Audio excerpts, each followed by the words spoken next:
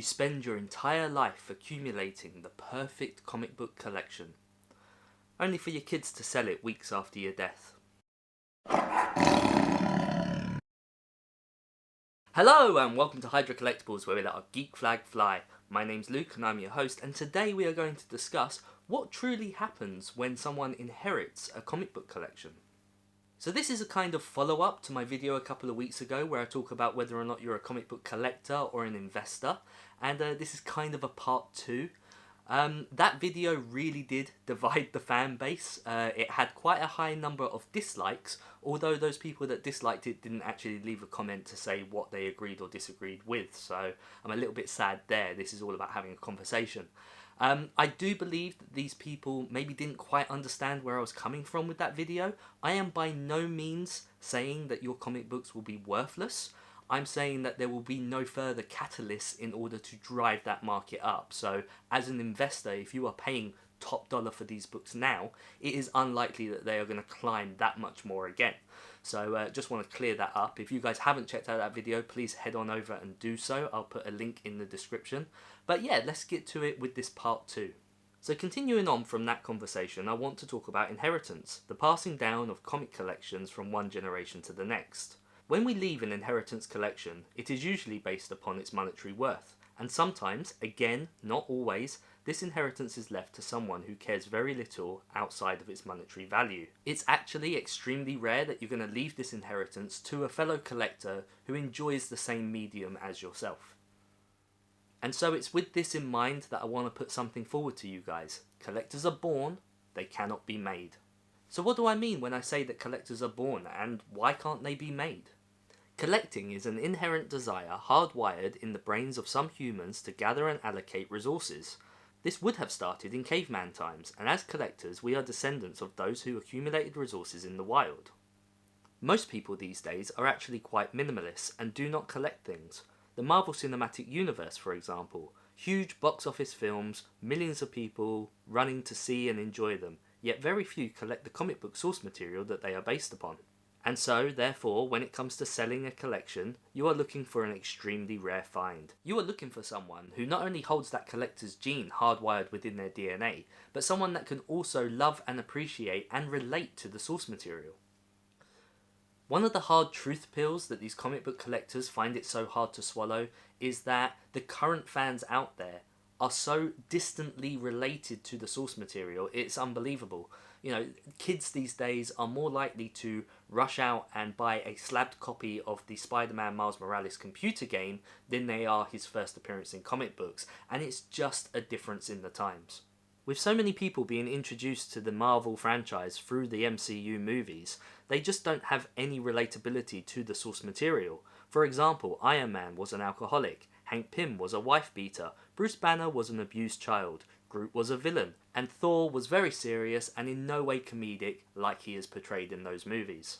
The truth of the matter is that these things are pop culture, and one thing is for certain, as the years progress, culture changes, and there is a lot of stuff out there that, for example, our parents, the baby boomer generation, were interested in that we ourselves are not collecting, and that will be the same for our future generations, our children, our grandchildren. They just won't be connected to these items the same way that we are.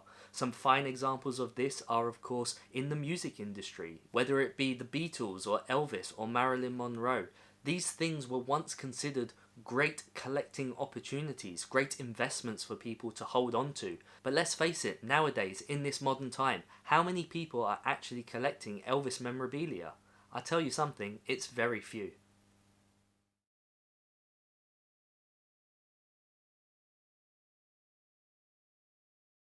Other investment collectibles falling out of favour from the baby boomer generation include but are not limited to pre-Nintendo video game consoles, mechanical cast iron banks, Pez dispensers, vintage trains, and of course Western themed collectibles.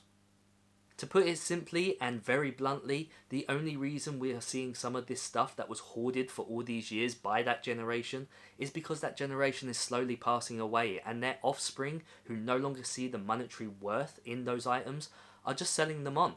And the sad truth is, the only people buying them are fellow baby boomers, because they still believe that what they have is something valuable. The truth of the matter is, times change, and it's a really hard pill to swallow.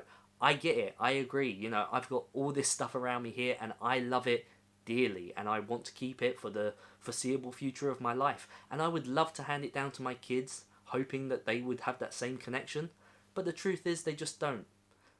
Early on in this YouTube experience of mine, I made a video called Characters of Our Times. It's a very old video. I don't recommend that you go back and watch it because my talking to the camera is just shockingly bad.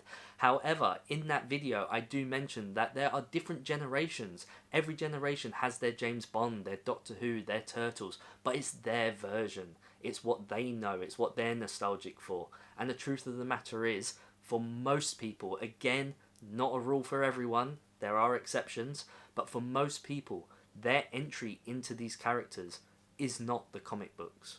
Now, of course, every parent wants to connect with their child, every parent wants to share their love, their hobby with their offspring, and hope that maybe that rubs off. And sometimes it does, sometimes it doesn't. And who's to say that your child isn't born with the collector's gene? I mean, you'll be very lucky if they are, but, you know, fingers crossed that could happen. However, even if they are born with that collector's gene, who's to say they're going to be interested in the same items that you're collecting? The sad truth of the matter is that when you pass away and those items get handed down, they might take that monetary resource in order to buy what they like. I mean, heaven forbid my children sell my entire Spider-Man collection to buy, I don't know, handbags, stamps, or whatever else takes their fancy at that time. So again, I think this part 2 is going to be a very controversial subject. I really hope that you guys can see where I'm coming from with this, and that, you know, being a collector really is hardwired. I mean, we talk about comic addiction, but it's a real thing.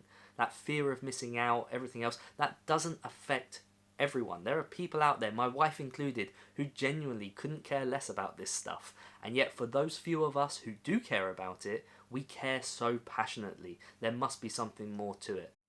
If you enjoyed this video, or even if you didn't, please hit that like button, hit that dislike button, but whatever you do, please leave a comment. One of the things that really disheartened me with the last video was that the people who hit that dislike button didn't leave a comment to explain why. I would love to be proven wrong. I do this channel to meet like-minded people and to have a conversational debate. So if you have something to say, if you think my opinion is wrong, let's talk about it. It's all I ask for. That's why I'm here. So with that, I'm signing off, and until next time, I'll see you in another life. Take care. See, this is why you always need to have a backup. My Zoom H1N sound recorder actually ran out of batteries during that recording, but fingers crossed, my new video micro has picked up my sound. Wish me luck.